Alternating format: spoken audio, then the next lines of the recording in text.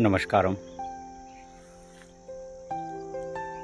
जैसे जैसे ये युग बढ़ता जा रहा है उस तरह से लोगों की आयुष्य और कद छोटा हो रहा है। जैन धर्म में ऋषभदेव का जो लंबाई और उनका कद था वो 500 धनुष्य की काया बताई गई थी। तो वो समझो ना सात माल का जो बिल्डिंग रहता है उस तरह की उनकी जो कद काठी थी। तो पहले के युग में लोगों को जो लोग थे उनकी आयुष्य बहुत लंबी थी और कद भी बहुत बड़ा था। और जैसे जैसे ये युग बीतता जा रहा है उस तरह से लोगों की कद भी लोगों के छोटे हो रहे हैं और लोगों का आयुष्य भी कम हो रहा है। नमस्कार।